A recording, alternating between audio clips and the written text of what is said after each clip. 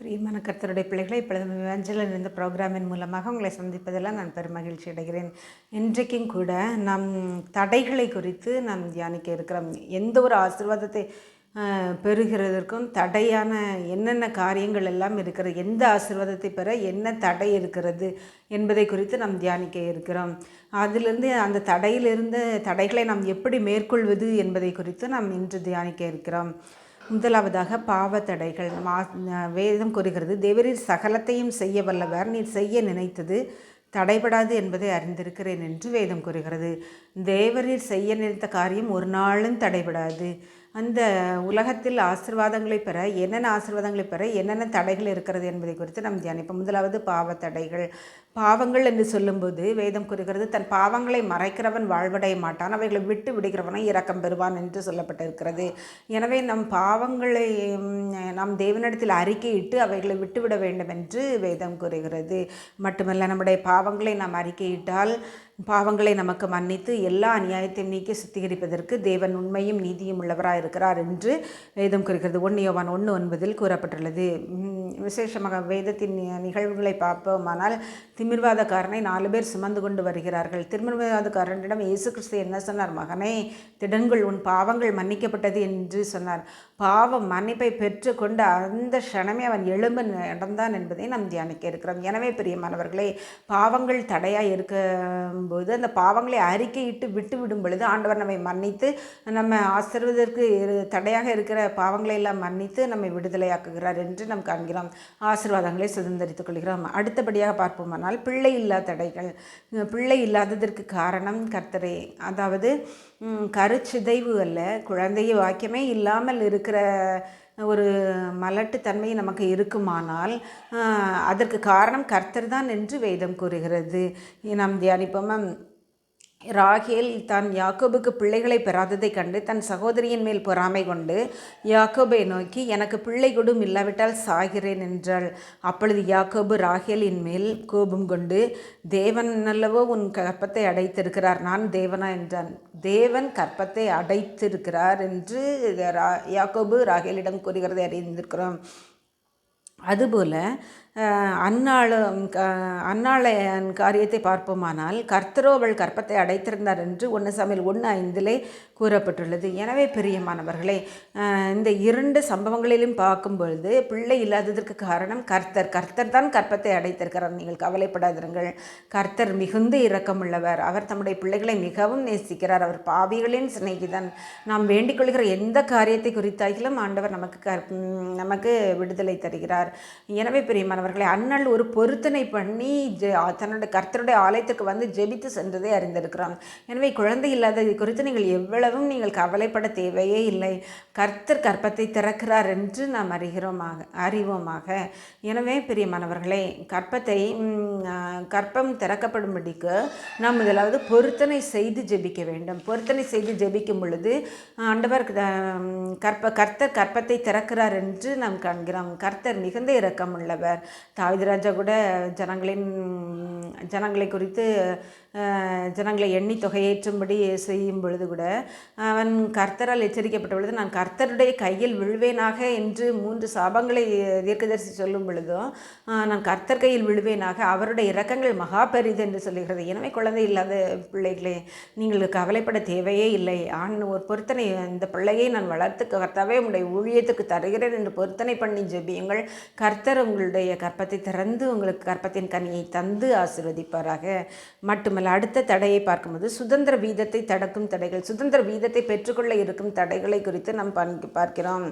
ஏசா யாக்கோபின் சம்பவம் நமக்கு நன்றாகவே தெரியும். ஏசா காட்டிலிருந்து வந்த பொழுது யாக்கோபு கூழ் சமைத்து கொண்டிருந்தான். சேஷ்டபுத்திர பாகத்தை விட்டு போடு என்று யாக்கோபு கேட்கும் பொழுதும் அவன் தன்னுடைய மாம்சத்தில் சோர்வடைந்தவனாய், இந்த சேஷ்டபுத்திர பாகம் எனக்கு என்னத்திற்கு என்று அலட்சியம் பண்ணுகிறதை நாம் பார்க்கிறோம். எனவே பிரியமானவர்களே, இந்த மாம்சத்தை நாம் உபவாசத்தினால் ஒடுக்கும் பொழுது நாம் அந்த சுதந்திர வீதத்தை நாம் அடைகிறோம், சேஷ்டபுத்திர பாகத்தை நாம் அடைகிறோம். மட்டுமல்ல, அடுத்ததாக பார்க்கும்போது ஐஸ்வர்யத்தை தடுக்கும் தடைகளை குறித்து பார்க்கிறோம். ஐஸ்வர்யவான்கள் ஆவதற்கு இருக்கிற தடைகள், பணப்பெருமையோ விக்கிரக பொருளாசை குறித்து நான் பேச வரவில்லை. பணப்பெருமையை குறித்து நான் பேச வரவில்லை.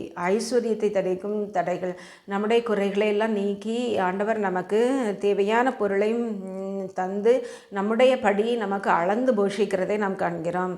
மட்டுமல்ல, தடை பார்க்கும்போது யோபு 1 11 12 கூறப்பட்டுள்ளது.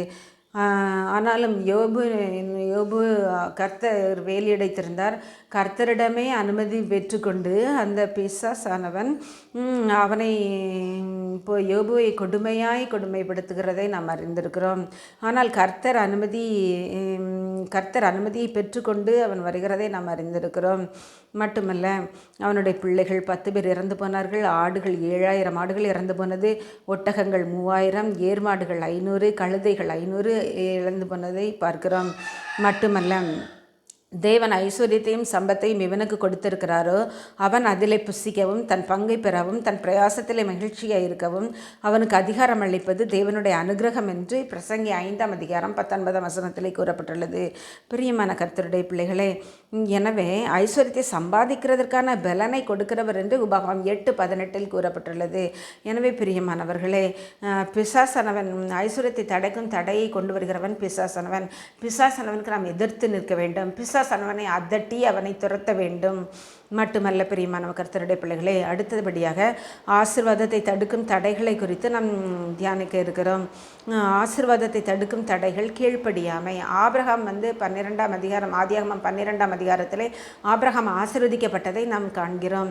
பிரியமான கர்த்தருடைய பிள்ளைகளே, ஆண்டவர் சொன்னார், நீ போ, இந்த ஜனத்தை விட்டு புறப்பட்டு போ என்று சொன்னபோது அவன் உடனடியாக கீழ்ப்படிந்ததை நாம் காண்கிறோம். எனவே பிரியமானவர்களே, நாமும் இப்பொழுதும் கூட நாம் கீழ்ப்படியே நாம் அர்ப்பணிப்போம். ஆண்டவர் என்ன காரியம் சொன்னாலும் அதற்கு கீழ்ப்படியே அர்ப்பணிப்போம். அவர் சொல்கின்ற காரியம் பெரிய காரியமாக இருக்கலாம், நம்முடைய விசுவாசத்துக்கும் அப்பாற்பட்டதாக இருக்கலாம், நம்முடைய இயலாமையால் கூடாத காரியமாக இருக்கலாம். ஆனால் கர்த்தரால் எல்லாம் கூடும். அவர்களோடு இருப்பவர்களை பார்க்கலாம் நம்மோடு இருப்பவர்கள் அதிகம் என்று கர்த்தர் சொல்கிறார். 10 லேகியனுக்கு அதிகமான தூதர்களை என்னிடத்தில் அனுப்ப மாட்டாரா என்று இயேசு கிறிஸ்து ஒரு இடத்தில் குறிப்பிட்டு சொல்லுகிறதை பார்க்கிறோம். எனவே பிரியமானவர்களே, அவரும் அவருடைய கரத்தின் சத்துவத்தலம் நிறைந்து அவர் வல்லமையாய் ஈடுபடுகிற தேவனாய் இருக்கிறார். மனுஷன் நமக்கு என்ன செய்வான் பிரியமானவர்களே? எனவே ஆசீர்வாதத்தை தடுக்கும் தடைகளை குறித்து பார்க்கும் பொழுது நமக்கு பெருமை இருக்கக்கூடாது. ஒரு கீழ்ப்படிதலின் குணம் இருக்க வேண்டும். நம்முடைய சவுல் ராஜாவை குறித்து சொல்லும்போது, சவுல் இந்த அமலேக்கை மடங்கடித்து அவர்களை எல்லாம் கொன்று போட கடவாய், ஸ்திரீகள் புருஷர்கள் எல்லாரையும் கொண்டு போட கடவாய், அவர்கள் பொருள்களில் ஒன்றை எடுத்துக்கொள்ளக்கூடாது என்று ஆண்டவர் சொல்கிறார். ஆனால் சவுல் ராஜாவோ கீழ்ப்படியாமல் இருந்து ஆடு மாடுகளை எல்லாம் எடுத்துக்கொண்டதை நாம் அறிந்திருக்கிறோம். எனவே அவன் தள்ளுண்டு போனான். அவனுடைய ஸ்தானத்திலே தாவீது ராஜா இருக்கிறதை நாம் காண்கிறோம். பிரியமான கர்த்தருடைய பிள்ளைகளை, 5 தடைகளை குறித்து நாம் தியானித்தோம். இன்னொரு நாளில் மற்றொரு 5 தடைகளை குறித்து நாம் தியானிக்க இருக்கிறோம். இந்த காரியங்களை எல்லாம் ஞாபகத்தில் வைத்து நீங்கள் ஜெபிங்கள். எந்த காரியத்துக்கு என்னென்ன பாவங்கள் தடையாக இருக்கிறதோ அந்தந்த காரியங்களிலிருந்து நாம் அறிக்கையிட்டு ஜெபிக்கும் பொழுது நாம் விடுதலை பெற்றுக்கொள்வோம். நாம் ஜெபிப்போமா? அன்புள்ள பரமபிதாவாகிய கர்த்தாவே, இந்த வேளையிலும் உம்முடைய சமூகத்திற்கு வர கொடுத்த தயவுக்காக உம்மை நன்றியோடு உம்மை துதிக்கிறோம், ஸ்தோத்தரிக்கிறோம். தகப்பனை, உம்முடைய நாமத்தை மகிமைப்படுத்த வேண்டும் என்று சொல்லி ஜெபிக்கிறோம். தேவனே, பாவ தடைகளை மன்னியும் சுவாமி. குழந்தை இல்லாத பாக்கியத்தை நீக்கி போட்டு உம்முடைய பிள்ளைகளுடைய கற்பத்தை நீர் திறக்க வேண்டும் என்று சொல்லி ஜெபிக்கிறோம் தகப்பனை. தடைகளை எல்லாம் நீக்கி போட வேண்டும் என்று சொல்லி ஜெபிக்கிறோம் தகப்பனை. மட்டுமல்ல ராஜா, சுதந்திர வீதத்தை தடைக்கின்ற தடைகளை எல்லாம் எடுத்துப்பட வேண்டும் என்று சொல்லி ஜெபிக்கிறோம் தகப்பனே. மற்றும் ஆசீர்வாதத்தை தடுக்கின்ற தடைகளை எல்லாம் எடுத்து போடுங்க ஆண்டவரே. நாங்கள் கீழ்ப்படிந்து நடக்க கர்த்தர் கிருபை பாராட்டும். ஐஸ்வர்யத்தை தடுக்கும் தடைகளை எல்லாம் எடுத்து போடுங்க ஆண்டவரே. பொல்லாத பிசாசானவன் பொல்லாத சத்துருக்கள் எங்களை வஞ்சிக்கிறதை அறிந்திருக்கிறீர் ராஜா. என் தேவனாகிய கர்த்தாவை உம்மிடத்திலேயே அனுமதி கேட்டுக்கொண்டு எங்களை உபத்திரவப்படுத்துகிறதை அறிந்திருக்கிறீர் ராஜா. இந்த பிசாசு எங்களிடம் வராமல் வெட்கப்பட்டு போக கர்த்தர் கிருபை கடாட்சம் மையம் தொடர்ந்து காத்துக்கொள்ளுங்க, வழி நடத்துங்க. ஜெபிக்கின்ற உடைய பிள்ளைகளுக்கு ஆசீர்வாதத்தை கட்டளையிடுங்க. மீட்பர் இயேசுவின் நாமத்தில் ஜெபிக்கிறேன் நல்ல பிதாவே, ஆமேன்.